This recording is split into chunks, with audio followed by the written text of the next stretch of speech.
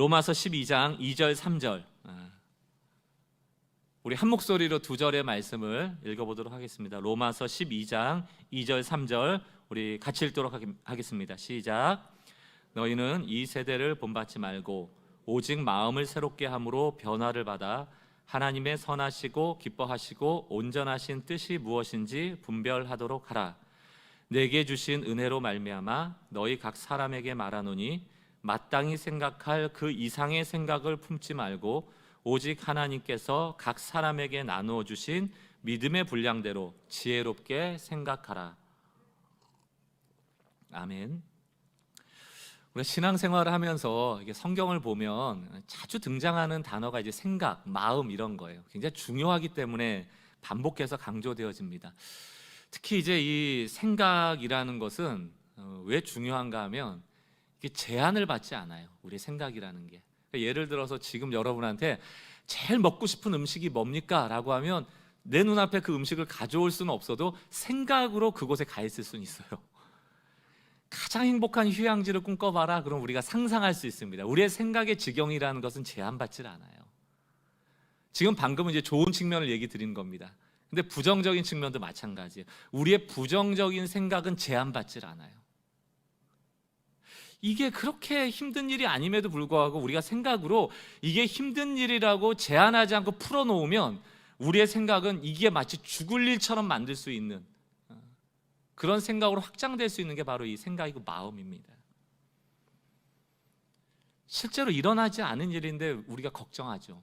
그게 왜 그런가 하면 생각이 확장되기 때문에 그래요. 두려움으로. 이게 부정적인 것이죠. 제가 읽어보지는 않았지만 요 근래 봤던 재밌는 책 제목이 있습니다. 그 제목이 뭐냐 하니까 이런 거예요.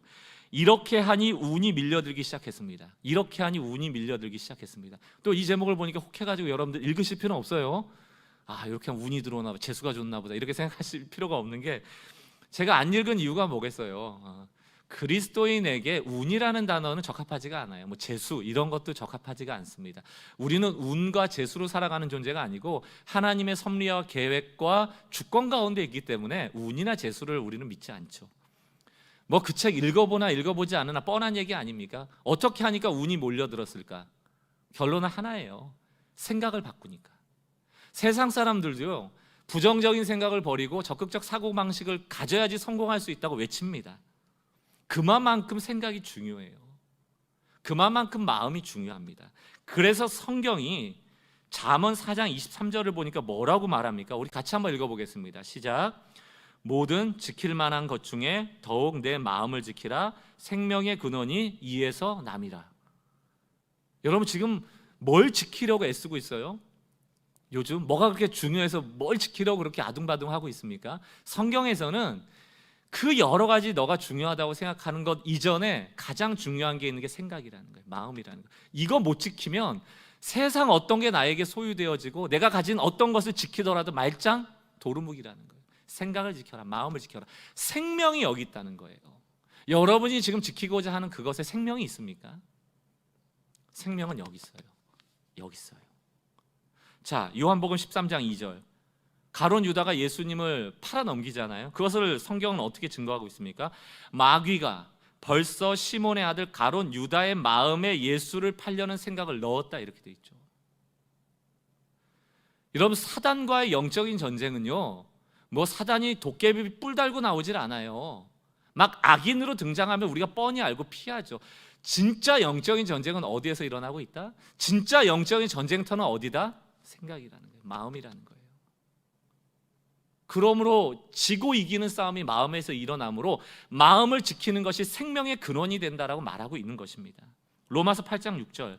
육신의 생각은 사망이요 영의 생각은 생명과 평안이다. 그러므로 우리는요 두 가지 생각 속에서 살아가는 거예요. 하나는 죽는 생각, 하나는 사는 생각, 또 하나는 누군가를 죽이는 생각, 살리는 생각. 육의 생각, 영의 생각, 마귀의 생각, 성령의 생각, 사망의 생각, 평강과 생명의 생각. 이 두 가지 속에서 이 마음과 생각이 전쟁터라는 겁니다. 이겨야죠. 이겨야죠. 도대체 우리는 무슨 생각을 하고 살아가고 있는가 중요합니다. 생각 없이 살아가면 안 됩니다.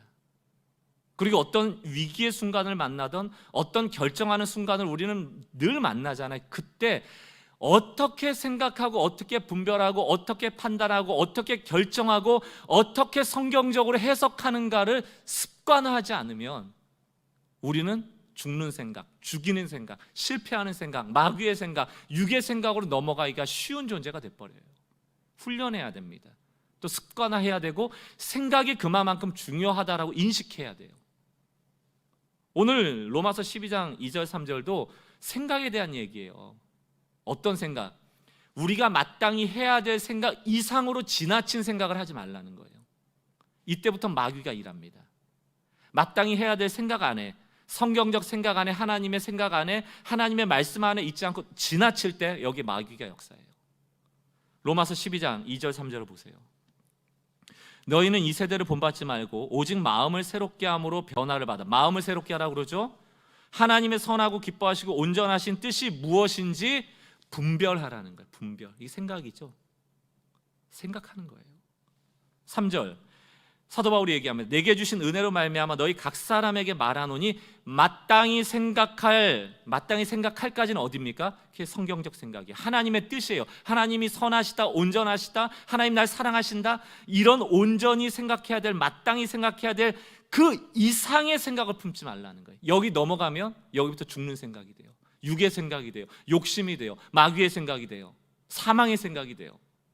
오직 하나님께서 각 사람에게 나누어 주신 믿음의 분량대로 지혜롭게 생각하라. 어디가 지금 영적인 전쟁터입니까? 생각. 마땅히 생각할 것만 생각할 거냐? 지나칠 거냐? 그런데 우린 꼭 지나쳐요. 꼭 지나쳐요. 그런 글을 읽어보셨을 겁니다. 우리가 걱정하고 염려하는 일 중에서 실제로 일어나는 일은 뭐 4%인가 제가 정확히 기억이 안 나는데 실제로 안 일어나는 일이 한 90% 이상이에요. 실제로 일어나는 일은 10% 미만이에요. 그런데 우리는 그 90%를 염려하고 있다는 겁니다. 일어나지 않은 일을 염려하고 있다는 것이에요. 자, 여러분 잘 들어보세요.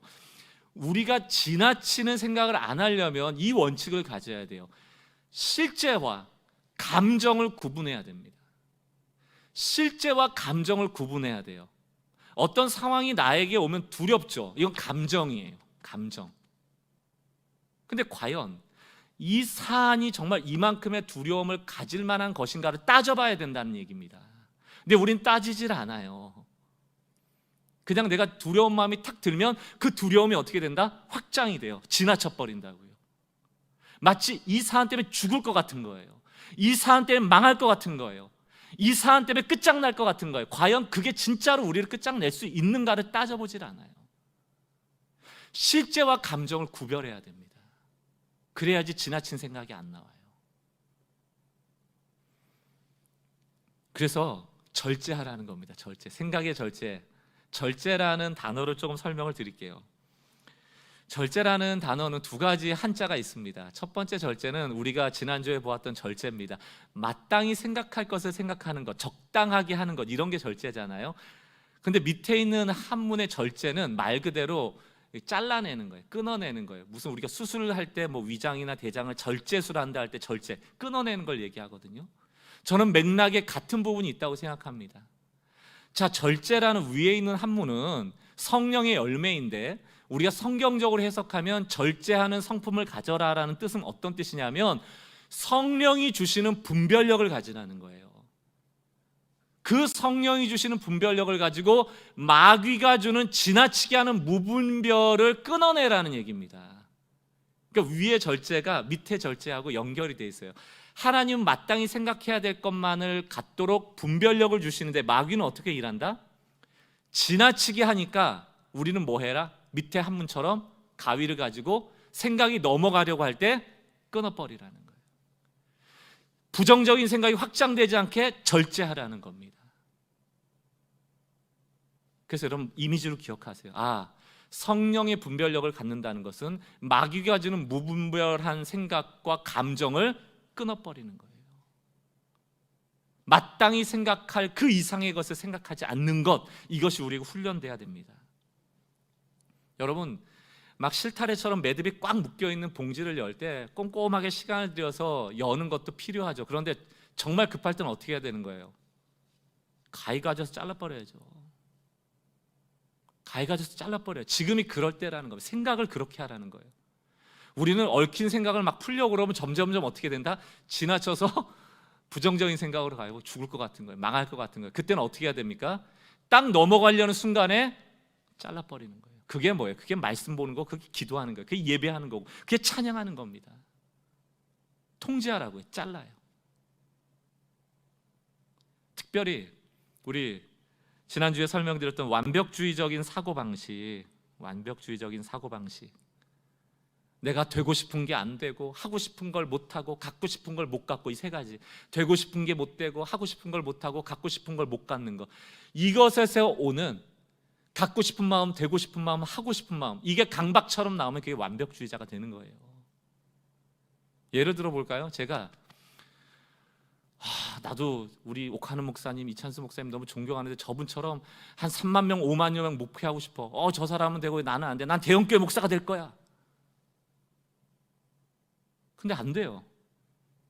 못 돼요. 그거 막 절망하고 낭망하고, 나는 저분보다 이런 게 더 뛰어나고 난 더 잘할 수 있고, 계속 위로 높이 꿈을 꾸면 꿀수록 안 되니까 거기서 절망이 나오는 것 아닙니까? 현대를 살아가는 80%가 완벽주의자적인 사고방식을 갖고 있다고 해요. 왜 그런 줄 아세요? 이 땅의 자원은 한정이 되어 있거든요. 모두가 다 가질 수 없거든요. 모두가 다 그 일을 할 수 없거든요. 모두 다 똑같은 사람이 될 수가 없거든요. 게다가 이 시대는 경쟁적인 사회입니다. 승자가 있어요. 패자도 있어요. 그 속에서 완벽주의자적인 사고방식이 계속 양산되는 겁니다. 나도 되고 싶은데, 나도 하고 싶은데, 나도 갖고 싶은데. 불가능하거든요. 그럼 제가 옥하는 목사님, 이찬수 목사님 같이 그렇게 큰 목회자를 꿈꾸지 않는다면 어떤 생각을 가져야 될까요? 말씀 봐야죠. 그게 대형교회로 자꾸 가야 된다는 생각을 딱 끊어버리고 마땅히 생각할 것을 생각해야죠. 하나님이 어떤 분이신가? 하나님이 나를 어떻게 대하시는가? 그런 생각으로 말씀을 보다 보니까 하나님은 크다고 좋은 게 아니고 작다고 나쁜 것도 아니에요. 하나님은 사람을 볼 때 강점을 보시거든요. 제 강점으로 일하시는 거예요.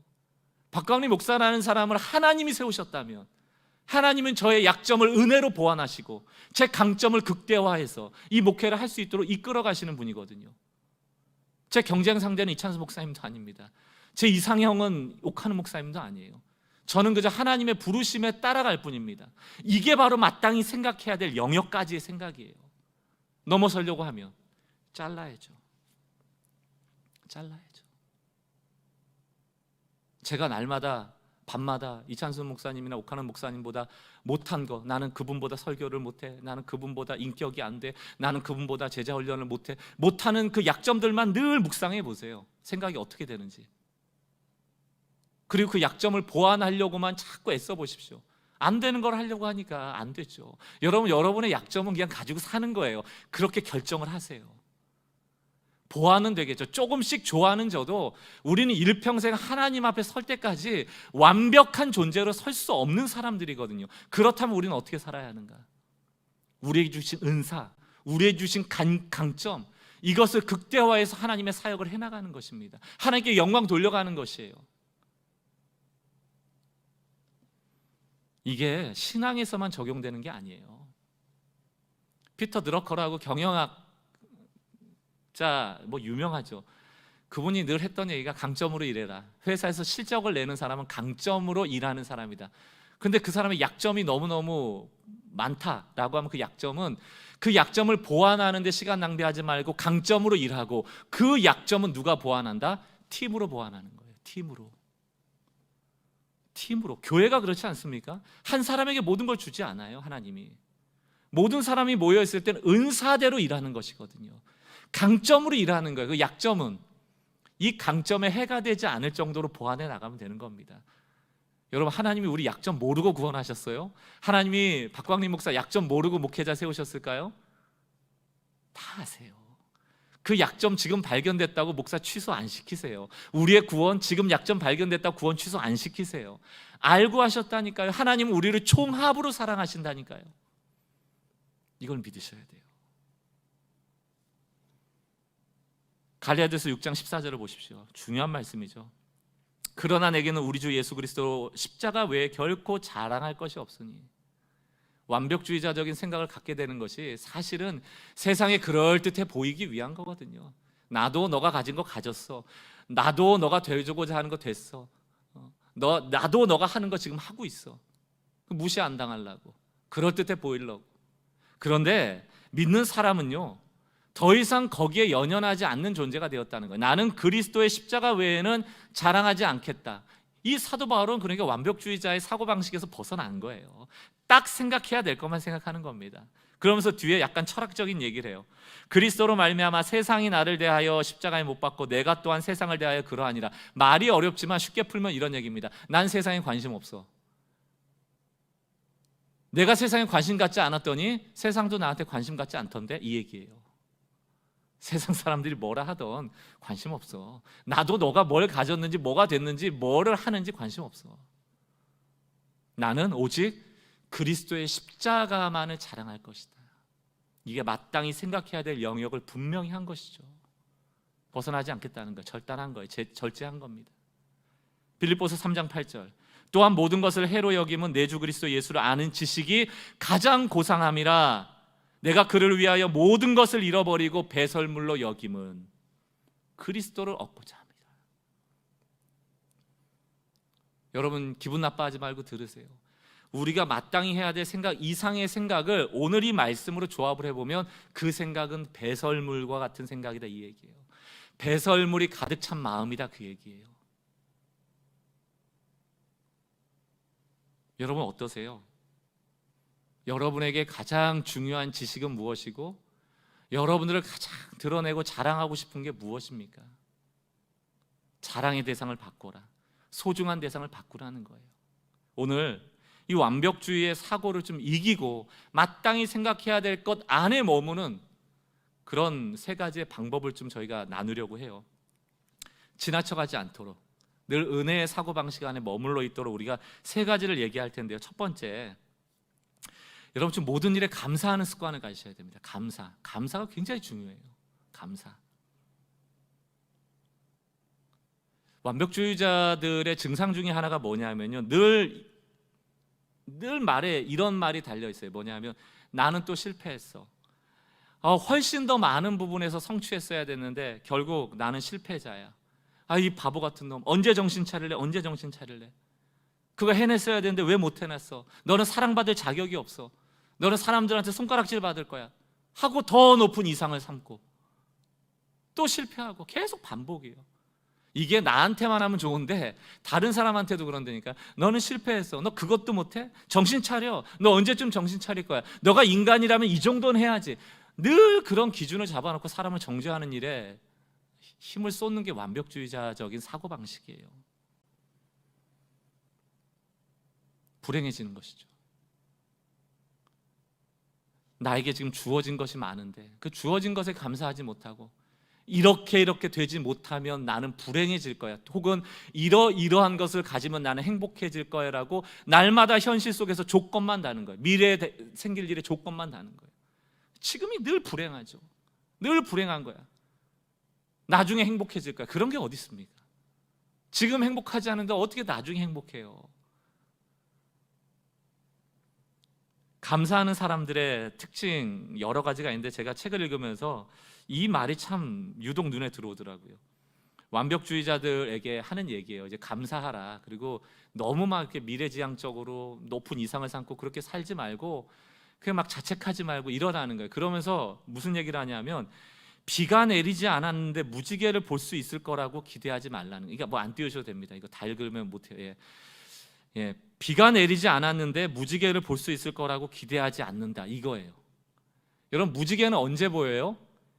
비가 온 후에나 보슬보슬 비가 내려서 좀 습도가 있을 때, 물기가 있을 때 태양이 반사돼서 무지개가 보이는 거잖아요. 근데 완벽주의자들은 늘 하는 얘기가 비가 안 오는데 무지개를 봐야 된다는 거예요. 이게 완벽주의자적인 생각이에요. 아니, 비가 안 오는데 어떻게 무지개를 봅니까? 오히려 이럴 때 무슨 생각을 해야 되는 거예요? 비가 안 오니까 참 날씨가 맑아서 감사하다. 비가 오면 무지개를 볼 수 있으니 감사하다. 지금의 날씨에 지금의 상황에 감사할 수 있어야 되는데 비가 안 오는데 무지개를 보여달라. 이러니까 늘 불평불만인 거죠. 내가 지금 가진 것에 감사해야 돼요. 남하고 비교하는데 시간 쓰시면 안 됩니다. 이 감사라는 습관이 우리에게 늘 주어지지 않으면 우리의 신앙생활도 늘 실패하게 돼요. 여러분, 아무리 열심히 종교활동을 해도요, 감사가 빠져버리면 능력이 나타나질 않습니다. 제가 신방할 때마다 우리 성도님들한테 그 기도, 마지막 기도하면서, 끝나는 기도, 마침 기도하면서 늘 마지막에 넣는 말이 있어요. 아마 들어보신 분도 계실 겁니다. 하나님, 우리에게 입술을 주셨는데 이 입술을 가지고 하루 종일 불평하고 불만하고 정죄하고 욕하지 않고 하나님 찬양하고 감사하게 하여 주옵소서. 입이 있는 이유가 뭡니까? 감사하고 찬양하라는 거 아니에요? 감사로 오늘의 주어진 것에 자족하지 않으면 하나님이 더 큰 감사를 주지 않으시죠. 빌립보서 4장 6절 말씀 볼까요? 아무것도 염려하지 말고 다만 모든 일에 기도와 간구로까지 끝나는 게 아니고 너희 구할 그 기도와 간구에 무엇을 더해야 돼요? 감사함으로. 감사함으로. 우리가 기도할 때는 불평 불만이 있어서 감사하죠. 하고 싶은 거 못하니까 기도하죠. 되고 싶은 거 못 되니까 기도하죠. 갖고 싶은 거 못 가지니까 기도하죠. 그래서 늘 우리의 기도는 불평이에요. 왜 안 주세요? 왜 못하게 하세요? 왜 못 갖게 하세요? 그러나 오늘 이 빌립보서 말씀에 근거하면 오늘 주어진 것에 감사하지 않고 더 갖고 싶어하고 더 되고 싶어하고 더 하고 싶어하는 것만 불평하며 기도하는 기도에는 하나님 응답하시지 않죠. 이게 영적인 원리예요. 지금의 감사해야 더 감사할 것을 주시는 것입니다. 자, 너희 구할 것을 감사함으로 아뢰라. 7절, 그리하면 모든 지각에 뛰어난 하나님의 평강이 그리스도 예수 안에서 너희의 마음과 생각을 지키시리라. 가장 좋은 응답 주시는 거죠. 내 마음과 생각을 지켜주신대요. 저는 이 말이 이렇게 읽힙니다. 혹시 내가 되고 싶은 게 안 되더라도, 내가 갖고 싶은 걸 못 갖더라도, 내가 하고 싶은 걸 못 하더라도 하나님께 감사하는 사람에게는 그런 모든 조건이 나에게 없을지라도 내 마음과 생각을 지킬 힘과 능력을 주시는 거예요. 저는 이게 자족이라고 봅니다. 기도를 하면서도요, 절제하지를 못해요. 마귀가 주는 생각을 가지고 기도할 때가 많아요. 불평을 가지고 기도할 때가 많아요. 하나님이 도저히 들어줄 수 없는 기도가 많아요. 감사가 빠진 기도는 그냥 안고 없는 찐빵입니다. 여러분, 완벽주의자적인 사고방식에서 벗어나려면 감사하는 습관을 가지셔야 돼요. 시도 때도 없이 감사하고 기도할 때도 먼저 나에게 주신 것을 감사하는 그런 습관이 있는 여러분들 되시기를 바랍니다. 두 번째, 복음 기도하셔야 돼요. 한 주 동안 여러분 숙제를 드릴게요. 복음 기도, 우리가 지난번에도 한번 언젠가 설교에 나눴던 적이 있습니다. 우리가 정신적으로 피폐할 때 꼭 반복해서 해야 될 기도가 바로 복음 기도입니다. 복음적인 기도를 해야 돼요. 이미 알고 계시는 분도 계시겠지만 복음 기도의 내용은 이런 겁니다. 나는 내가 생각하는 것보다 훨씬 더 형편없는 사람이다. 이걸 먼저 선언하는 거예요. 여러분, 우리는 예수 믿기 전에도 형편없었고요, 예수 믿은 다음에도 형편없어요. 하나님의 뜻에 다 순종하지 못하고 우리가 죽을 때까지 우리의 약점이 보완되지 못하고 죽을 수 있는 그런 형편없는 사람들입니다. 이것으로부터 출발하는 거예요. 우리의 신앙은 여기서 출발을 하는 거예요. 형편없는 나로부터 출발을 하는 겁니다. 그런데 많은 사람들이 오해를 해요. 신앙생활을 하면 좀 더 괜찮은 사람이 되어진다라고 생각을 해요. 하나님의 사랑을 더 많이 받을 수 있는 자격을 갖출 수 있을 거라고 생각해요. 아닙니다. 우리는 거룩하신 하나님 앞에서 일평생 형편없는 사람일 거예요. 날고 기어도, 조금 보완될지는 몰라도, 조금 더 착해질지 몰라도 하나님의 완벽한 거룩함 앞에서 우리는 늘 형편없는 존재예요. 여러분, 여기서 끝나면 복음이 아니죠. 우리는 일평생 형편없는 존재로 살아갈 것인데 소망이 있습니다. 그게 뭐예요? 그러나 하나님은 내가 생각하는 하나님보다 훨씬 더 사랑이 크신 거예요. 훨씬 더 사랑이 크신 거예요. 내 생각에는 저 인간 용서하면 안 되고, 내 생각에는 저 인간 천국 가면 안 되는데도 하나님은 그 인간을 안아버리신다니까요. 그 덕분에 나도 구원받은 거고요. 다른 사람을 볼 때도 똑같아요. 저 사람에 대해서 너무 기대하지 마세요. 나는 내가 생각하는 것보다 훨씬 더 형편없는 사람일 뿐만이 아니고 여러분도 여러분이 생각하는 것보다 훨씬 더 형편없는 사람이고요, 여러분이 지켜보고 있는 저도 여러분이 생각하는 것보다 훨씬 더 형편없는 사람이라고. 그렇게 보면 딱 맞습니다. 그러나 소망은 어디에 있는가? 제가 여러분의 기대치에 도달할 때 소망이 될까요? 아니요. 그 기대치는 절대 도달 못해요. 저는 못합니다. 그러나 이런 부족한 목회자를 하나님이 보호하고 계시다는 것, 여러분과 같이 부족한 성도들을 하나님이 지키고 계시다는 것, 거기에 소망이 있는 것이죠. 이게 복음 기도입니다. 완벽주의자 안 돼도 돼요. 다 갖추지 않아도 돼요. 다 가지지 않아도 돼요. 다 못해도 돼요. 다 되지 않아도 돼요. 하나님 안에 있으면 돼요. 이게 복음 기도입니다. 누가복음 15장 20절, 제가 이 설교 준비하면서 한 주 동안 묵상했던 말씀인데 참 눈물나게 고맙더라고요. 탕자 이야기 아닙니까? 아버지의 재산, 자기의 유업이라고 절반을 가지고 허랑방탕하게 다 허비한 다음에 죽을 것 같으니까, 먹을 게 없으니까, 돈이 없으니까 아버지 집에 찾아온 것 아닙니까? 누가복음 15장 20절, 이에 일어나서 아버지께로 돌아가니라. 먹을 게 없으니까. 아직도 거리가 먼데 아버지가 그를 보고 측은히 여겨 달려가 목을 안고 입을 맞추니. 여러분, 이 이미지를 여러분 그리셔야 돼요. 탕자인데, 형편없는데, 탕자가 아버지 집에 돌아갈 때 무슨 생각했어요? 나는 아들이라 일컬음을 받지 못할 것이다. 그저 품꾼의 하나로 여겨주소서, 그냥 일꾼으로 여겨주소서, 나는 밥만 먹으면 돼요 라고 말하려고 돌아갔는데, 아버지는 그 시간을 주질 않아요. 그 기회를 주지 않아요. 그 입을 열도록 두질 않아요. 안아버리시는 겁니다. 넌 내 아들이다. 돈을 다 쓰고 와도 내 아들이야. 금가락질 끼워주고 잔치를 벌이고 선언하죠. 내 아들이 돌아왔다. 우리의 모습이에요. 여러분, 탕자가 그 돈 가지고 가서 100배 불려서 거부가 돼서 돌아왔으면 안아줬을까요? 그 돈 다 허비하고 와서 이제는 내칠까요? 그건 우리 생각이죠. 완벽주의자들이 하는 생각이죠. 자격을 갖추면 용납할 것이라는 생각이죠. 그러나 복음은 달라요. 복음은 그 망나니 같은 아들을 저 멀리서 보이는데 달려가서 안아주시는 겁니다. 안김받은 자가 누구냐고요? 탕자입니까? 나죠, 나. 나를 안아주신 하나님, 무슨 조건이 있어요? 거기에 무슨 조건이 있어요? 복음은 그런 겁니다. 조건 없이 안아주시는 거예요. 그 품 안에 안겨있는 자기 자신을 떠올려 보는 것, 그것으로 완벽주의자적인 생각을 이겨나가는 겁니다. 내가 어디에 있는가? 그 품 안에 있다. 여러분들, 구약 성경은 실패의 역사거든요. 아담이 실패했고, 모세가 실패했고, 아브라함이 실패했고, 야곱도, 이삭도, 다윗도, 열왕들도 다 실패했어요. 근데 우리는 마치 신앙생활 할 때 어떻게 하냐면, 나는 다윗보다 잘 살아야지, 난 모세보다 잘 살아야지, 난 아브라함이 실패했던 그 실패를 하지 않을 거야, 난 아담이 했던 그 실패를 하지 않을 거야. 여러분, 그것을 지금 신앙의 목적으로 삼고 계세요? 그 기대치를 갖고 계세요? 그게 완벽주의자예요. 도달 못한다니까요. 성경이 말하는 메시지는 뭡니까?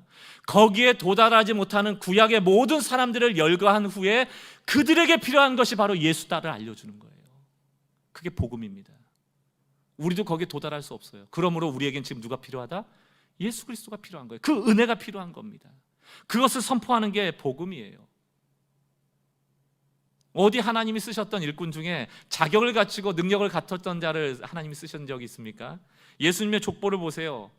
예수님의 족보는 부끄러운 족보예요. 이방 여인들의 족보입니다. 실패한 인생들의 족보예요. 근데 우리의 삶은 어때요? 예수님의 족보를 아름답게 만들어드리겠다라는 것 아닙니까? 지금 우리가 열심히 사는 게 못한다니까요. 여러분, 너무 이걸 비관적으로 듣지 마세요. 실제를 알려드리는 거예요. 실체를 알려드리는 거예요. 현실을 알려드리는 거예요. 이런 얘기하면 많은 분들이 얘기합니다. 목사님, 그렇게 얘기하지 마세요. 우리도 열심히 살아야죠. 우리도 하나님의 뜻에 더 도달해야죠. 여러분, 그 질문 하시는 분들에게 되묻고 싶습니다. 그 말 하시는 중심이 뭐에 기인한 거예요? 정말 하나님의 영광입니까? 아니면 하나님께 벌 받을까 봐 두려운 마음 때문입니까? 혹시 나를 버릴까 봐 하는 두려움 때문입니까? 여러분들이 한번 답을 해보세요. 여러분의 중심이 하나님의 영광이라면 하나님 받으실 겁니다. 그 애씀을. 그러나 도달하지 못할 거예요. 도달하지 못합니다. 우리가 도달할 수 있었다면 예수가 오지 않았죠. 율법을 통하여 거기에 도달하라고 명하셨겠죠. 그러나 우리의 대부분은 두려움이에요. 다 버림받을 두려움이에요. 알거든요, 자격 없이 구원받은 것을. 세상에 공짜가 어디 있어. 자격 없이 나를 구원하셨지만 언젠간 버릴걸, 열심히 안 하면. 이 마음이 우리 사로잡고 있거든요. 사랑하는 성도 여러분, 구원하실 때도 자격을 우리에게 요구하시지 않았고, 지금도 하나님은 높은 수준에 이르러야지 구원이 완성된다고 말하지 않아요. 다만 이 높은 목적을 향하여 우리가 살아가기를 원하시죠. 원수를 사랑하는 데까지 가기를 원하시죠. 그게 지향점이니까. 그러나 도달될지는 우리 모릅니다. 그러나 하나님의 큰 은혜가 있다면 거기에도 도달하겠죠. 무엇을 강조하고 싶습니까? 예수의 족보, 부끄러운 족보. 우리 역시 예수의 족보를 이어가고 있지만 당당한 족보일까요? 부끄러운 족보일까요? 내 족보가. 이제 그 족보에 제 이름도 적혀 있을 거 아니에요. 박광리라는 이름이 적혀 있을 거 아닙니까? 제 이름의 그날까지. 그 박광리라는 이름은 부끄러운 족보예요. 그러나 재림의 그때 그 멀리서 달려나오신 아버지처럼 저를 안아주실 겁니다. 그걸 믿는 게 복음을 믿는 것이에요. 안심하십시오. 안전합니다. 우리는 하나님을 두려워함으로 율법을 쫓아가는 자들이 아니고 복음의 자유함으로 자발적으로 기꺼이 그 삶을 하나님께 드리는 것이죠. 일주일 내내 이 복음 기도가 여러분 가운데 있길 바랍니다. 다시 한번 띄워드릴게요. 나는 내가 생각하는 것보다 훨씬 더 형편없는 사람이다. 그러나 하나님은 내가 생각하는 것보다 훨씬 더 나를 사랑하신다. 이것을 선포함으로 사단이 지나쳐가게 우리 생각을 만드는 그 생각을 절단하는, 절제하는 단절하는 은혜가 있길 주의 이름으로 축원합니다. 세 번째, 완벽주의적인 사고에서 벗어나기 위해서는요, 여러분 거듭남에 대한 확신을 가지셔야 돼요. 거듭남. 여러분 이 부분은 잘 들으셔야 됩니다. 여러분 지금 살아가고 있을 때 막 잘 되는 사람 보면 자존심도 상하고 막 그러잖아요. 나도 잘 될 수 있었는데 그때 내가 뭐 그 집을 팔지 않았으면 지금 몇 억이 돼서 돈을 벌었을 텐데, 그때 그랬더라면 내가 이렇게 됐을 텐데. 다 후회들이 많잖아요. 그래서 여러분 스스로 자존감을 점수 매기면 1점에서 10점 중에 몇 점을 주시겠어요? 여러분은 자존감을 여러분 스스로 몇 점이나 매겨주시고 계세요? 1점에서 10점. 여러분 세상 사람들이 보는 관점에서 내가 자존심을 세울 수 있는 나에 대한 자존감이 한 3점, 4점, 5점이라고 칩시다. 그런데 그리스도인의 자존감은 달라요. 그리스도인의 자존감은 늘 10점 만점이어야 합니다. 자, 거듭남이라는 게 무슨 뜻일까요? 거듭남은 두 번째 삶이 있다는 겁니다. 과거의 우리 육신의 삶과는 다른 거듭났다라는 거예요. 다시 태어났다라는 뜻이에요. 우리의 존재는 과거의 첫 번째 존재와는 다른 성령의 은혜로 거듭난 두 번째 다른 존재가 됐다는 뜻이에요. 이것을 인식하고 있는가? 이게 중요해요. 거듭나기 전과 거듭난 후가 다르다는 겁니다. 우리가 거듭나지 않았다면 우리의 자존감은 3점, 4점, 5점일 수 있어요. 나보다 잘 사는 사람 때문에 자존심 상할 수 있고요, 때로는 열등감에 놓일 수 있습니다. 그러나 거듭난 이유는 달라요. 거듭난 이후에 우리의 자존감은 나의 상황에 의해서 매겨지는 것이 아니고 이미 하나님의 자녀, 완벽한 전능자의 자녀가 되었다라는 그 믿음 아래서 10점짜리라는 겁니다. 그 누구도 우리의 자존감을 뺏어갈 수 없어요. 거듭남이 중요해요. 내가 확실히 하나님의 자녀 되었음, 이것을 인식하는가. 어떤 분이 그런 얘기 하더라고요. 저도 그런 경험이 있는데 가끔씩 이제 목회자들이 혼자 이렇게 기도하러 가고 이런 거를 꿈꿔요. 꿈꾼다는 얘기는 가보면 잘 안 돼요. 애쓰지만 하나님 은혜도 주시지만 한 3박 4일 내가 어디 깊은 산에 들어가가지고 나를 다 비워놓고 오리라, 이런 마음으로 들어가는데 비우려고 하면 할수록 비워야 될 개가 자꾸 생각이 나. 돈을 비워야겠다 하면 자꾸 돈을 묵상하게 되고 잘 안 되죠. 여러분 우리가 나를 비운다 할 때 타 종교에서 얘기하는 것도 비우자고 그러잖아요. 다 욕심을 비워라, 욕망을 비워라, 뭐 자기 자신을 비워라, 그리고 완전히 비움의 상태가 되면 그 안에 부처가 있다, 막 이런 얘기 하잖아요.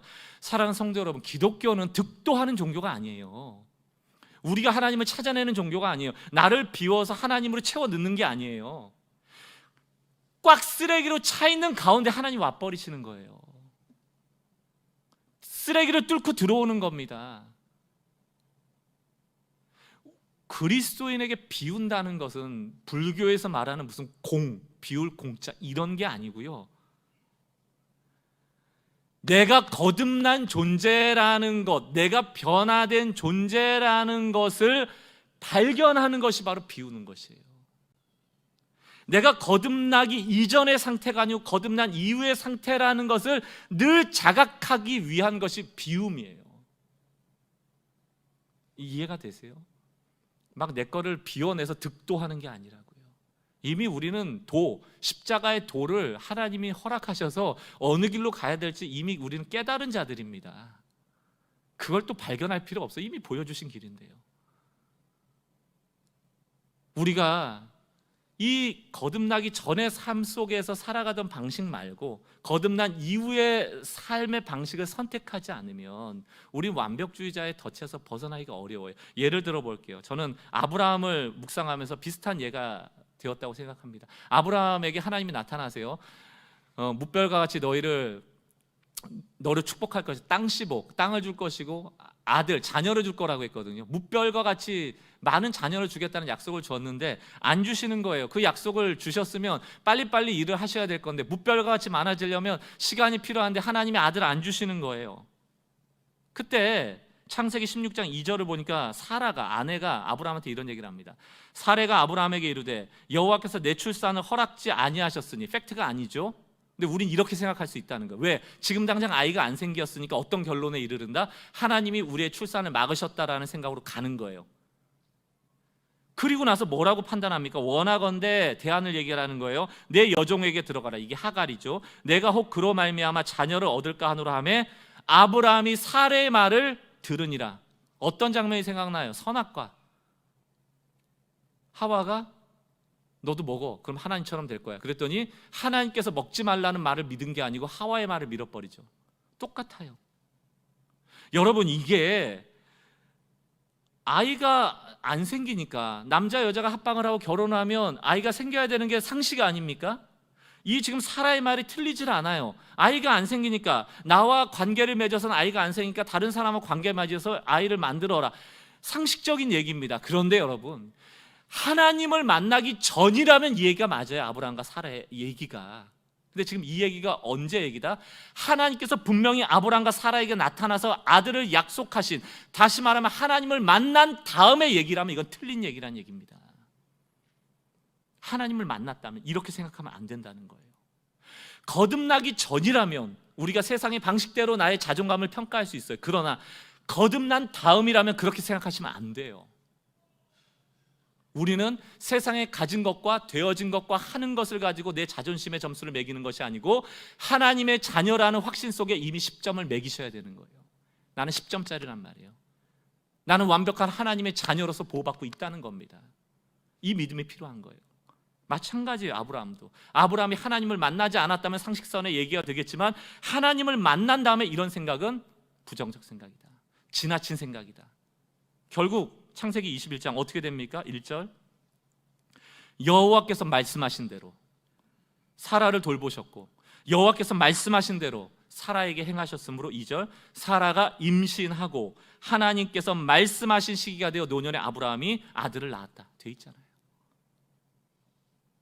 거듭난 사람은, 하나님을 만난 사람은 하나님을 믿어야 돼요. 하나님을 믿기에 내 자존감이 10점이 될 수가 있는 거예요. 세상의 방식과 세상의 기준으로 자존감을 세우는 게 아닙니다. 세상의 방식으로 자존감을 세우려니까 완벽주의자적인 생각을 안 할 수가 없는 거죠. 자, 오스왈드 챔버스의 이야기를 여러분들에게 소개합니다. 이것은 기억하세요. 우리의 모든 염려와 초조함은 하나님을 빼고 계산하기 때문이다. 우리의 염려와 초조함은 하나님을 빼고 계산하기 때문이다. 하나님을 분명히 만났지만 아브라함이 하나님을 빼버리니까 인간적인 방법으로 아들을 얻으려고 하는 것이죠. 그러나 그것은 틀린 것입니다. 거듭나기 전의 모습으로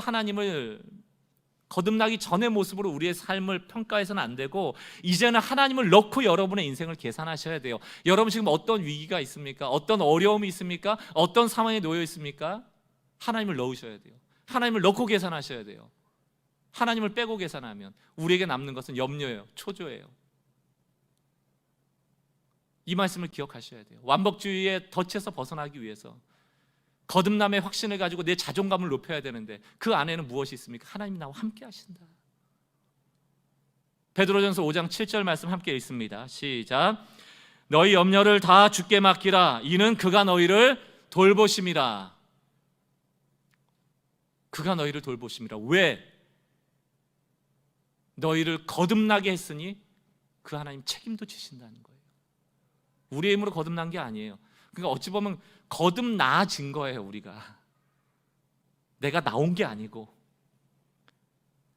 하나님의 자녀 삼은 내가 너의 인생도 돌보시겠다. 그러므로 너는 항상 하나님을 넣고 계산하라. 항상 아브라함처럼 하지 마라. 하나님을 만났다면 말씀을 믿어야지. 거듭났다면 거듭난 나의 신분을 믿어야지. 말씀을 정리합니다. 저는 그런 이미지를 띄워봐요. 완벽주의자적인 사고를 갖는 분들은 바람에 나는 겨와 같은 거예요. 늘 감정에 따라가기 때문에 마음이 두려우면은 끝간데 없이 두려워지고 좋으면 끝간데 없이 좋아지고 늘 지나친 생각을 하죠. 바람에 나는 겨 같고. 그러나 완벽주의자의 덫에서 벗어난 정말 믿음의 사람들은 심지가 견고합니다. 뚝심 있어 보이는 사람들이 진짜 그리스도인들이에요. 제가 여러분들 이미지에 남기라고 나무닭 이야기를 해드릴게요. 나무닭. 이게 사실 장자에 나오는 얘기인데 닭이 나무와 같았다라고 해서 나무닭이에요. 많이 들어보신 이야기일 겁니다. 어떤 왕이 싸움닭을 키우기 위해서 그 닭 조련사한테 닭을 보낸 겁니다. 그리고 한 10일 정도 지난 다음에 조련사한테 물은 거예요. 이제 10일 정도 지났으니까 조련이 잘 됐는가 물어보니까 조련사가 아직 안 됩니다. 지금 이 닭은 허세만 부리고 교만하여 자기 힘만 믿고 있습니다. 그러니까 조금 상대 닭이 나타나면 막 가가지고 막 쪼아주고 막 이러는 거, 막 까불지 막 이러고 하는 거예요.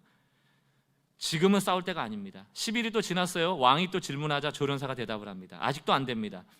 지금은 허세를 부리고 이렇게 막 싸우려고 하는 건 아니지만 다른 닭의 울음소리를 듣거나 그러면 움찔한다는 거예요. 덤비려고 한다는 거예요. 뭔가 나가려고 한다는 거예요. 지금도 안 된다는 거예요. 또 10일이 지나서 왕이 질문합니다. 그때도 조련사가 아직도 안 됩니다. 지금은 움찔하지는 않지만 다른 닭이 나타나면 째려본다는 거예요. 이렇게 눈으로 제압하려고 한다는 거예요. 아직도 때가 아니라는 거예요. 또 10일이 지나서 조련사에게 묻습니다. 이제는 됐냐? 그때 조련사가 대답합니다. 이제는 된 것 같습니다. 그러면서 뭐라고 얘기하는가 하느니 상대 닭이 소리를 질러도 아무런 반응을 보이지 않습니다. 멀리서 보면 꼭 나무 닭 같습니다. 나무로 만들어 놓은 닭 같다는 거예요. 그러면서 그 뒤에 어떤 말을 덧붙이냐면 멀리서 바라보면 나무 닭 같습니다 라고 해놓고 그 덕이 온전합니다 이렇게 돼 있거든요. 그 덕이 다른 닭들이 감히 덤비지 못하고 도망쳐 버립니다. 이게 바로 사자성어 목계지덕입니다. 나무 닭이 덕을 갖췄다는 거예요. 여러분 싸움은 힘으로 하는 게 아니더라고요. 이 말에 비춰보면 덕으로 싸우는 거예요. 지는 게 이기는 거라는 말도 비슷한 맥락이에요. 우리는 세상에 평가받으려고 싸우는 자들이 아니고 하나님께서 주시는 은혜로 말미암아 이 세상을 살아가는 동안 비록 세상 속의 그리스도인이지만 나무닭처럼 심지가 견고하게 우뚝 서 있는 자로서 걸어가기를 하나님 원하시는 거예요. 덕으로 싸우는 겁니다. 덕으로 싸우는 거예요. 사단이 완벽해져라 라고 우리를 더 씌우려고 할 때마다 우리는 나무닭, 나는 복음 아래 있어. 내게 갖춰진 것은 하나님이 주신 것들이야. 참 감사하네. 또 난 거듭난 자야. 난 세상의 자격을 통하여서 내 자존감을 살리는 존재가 아니고 이미 나는 10점짜리 인생이야. 이 덕. 이러는 자와 누가 싸움을 붙이겠어요? 누가 싸우려 하겠습니까? 다투지 않으려 함으로 다투지 않는다. 여러분 싸우려고 하지 않는 자에겐 싸움을 걸지 않는 법이에요. 제가 이 이야기를 들으면서 시편 27편 3절 말씀이 떠올랐습니다. 우리 같이 읽고 마무리하겠습니다. 시편 27편 3절 말씀 우리 함께 읽겠습니다. 시작. 군대가 나를 대적하여 진칠지라도 내 마음이 두렵지 아니하며 전쟁이 일어나 나를 치료할지라도 나는 여전히. 여러분 이 그림에서 나무닭이 보이세요? 싸우려고 하는데 난 안 싸우려고 하는 거예요. 전쟁이 일어나는데 난 전쟁처럼 생각을 안 하는 거예요. 나무닭. 왜 그럴까요? 싸움은 여호와께 속한 것이니. 하나님의 동행을 믿는 것이죠. 여러분, 이게 게으르자는 얘기가 아니에요.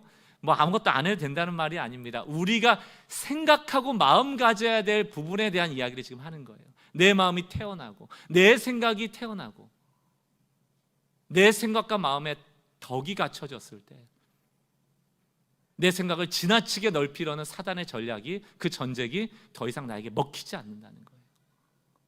그 싸움에 난 관심이 없다는 거예요. 완벽주의자적인 성향에 난 관심이 없다는 거예요. 나는 이미 내 자존감이 높을 대로 높아 있는 존재이다. 이 고백을 사단 앞에서 해야 되는 것이죠. 3가지 말씀드렸습니다. 복음 기도를 선포하면서 덕을 세워갑시다. 또 거듭남의 정체성을 분명히 하면서 그 위에 덕을 세워갑시다. 그리고 감사하는 습관을 통해서 덕을 세워갑시다. 이것이 우리를 힘들게 만드는 완벽주의의 덫에서 벗어날 수 있는 중요한 실천적인 방법이라 믿습니다. 그렇게 한 주간 또 우리의 삶에 승리하시는 여러분 되시기를 주의 이름으로 축원합니다. 아멘.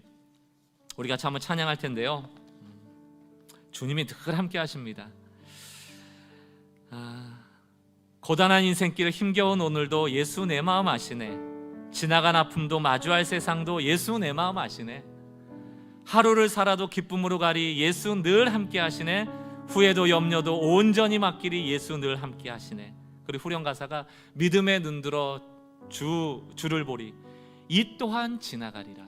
이 또한 지나가리라.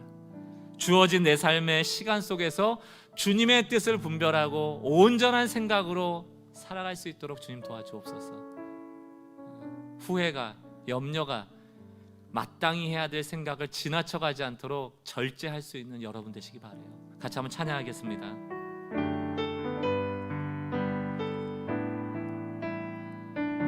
고단한 인생길, 고단한 인생길 힘겨운 오늘도 예수 내 마음 아시네. 아멘. 지나간 아픔도 마주할 세상도 예수 내 마음 다시 한번 1절 고백합시다. 고단한 인생길, 고단한 인생길 힘겨운 오늘도 예수 내 마음 아시네.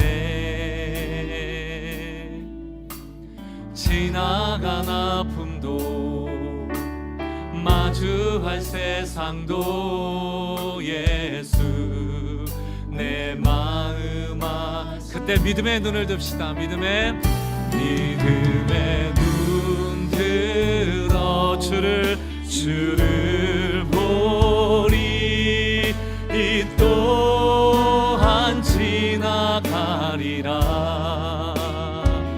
주어진 내 삶의 시간 속에 주의 뜻 알게. 우리 2절 가사입니다. 하루를 살아도 기쁨으로, 하루를 살아도 기쁨으로 가리 예수 늘 함께 하시네. 후회도 염려도 온전히 맡기리 예수 늘 함께 하시네. 믿음의 눈 들어, 믿음의 눈 들어 주를 보리 이 또한 지나가리라. 주어진 내 삶의 시간 속에 주의 뜻 알게. 다시 한번 믿음의 눈을 들어, 믿음의 눈 들어 주를 보리. 선포합시다. 이 또한 지나가리라. 주어진 내 삶을 허비하지 않고 시간 속에 오직 주님의 뜻만 주의 우리 다시 한번 기도하는 마음으로 소원합시다. 믿음의 눈을 들겠습니다. 믿음의 눈 들어 주를 보리. 이 또한 지나가리라. 주어진 내 삶의 시간 속에 주의 이렇게 선포합니다. 내가 믿고 또 의지하는 주님, 내가 믿고 또 의지함은 내 모든 형편 아시는 주님, 늘 보호해 주실 것을 나는 확실히. 다시 한번 우리의 믿음을 고백합시다. 내가 믿고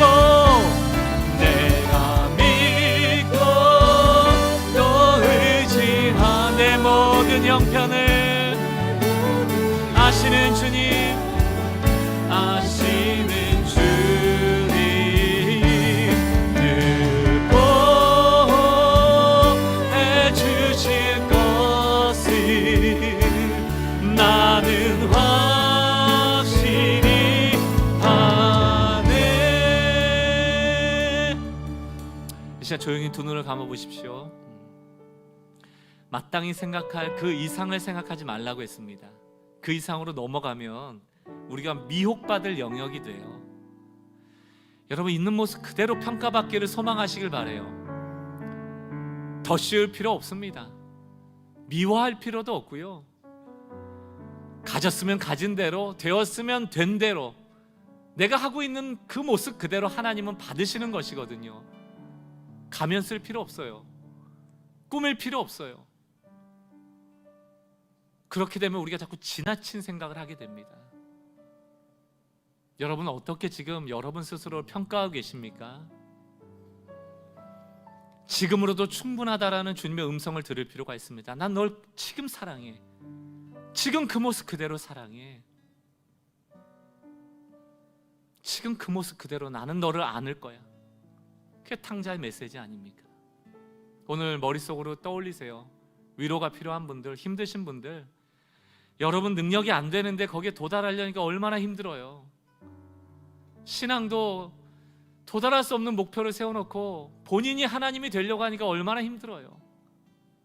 복음 안으로 뛰어들어가세요. 여러분을 안아주시는 하나님을 떠올리세요. 여러분이 그 하나님의 품 안에 있는 상상을 하세요. 그게 진리입니다. 그게 진리예요. 그 모습이 맞는 모습이에요. 조용히 묵상해 보세요. 내가 탕자구나. 내가 바로 부끄러운 족보 안에 적혀있는 이름이구나. 그래서 나에게 복음이 필요하고 은혜가 필요하구나. 여러분 스스로 주님 앞에 고백할 수 있길 바랍니다. 조용히 묵상하며 고백합시다.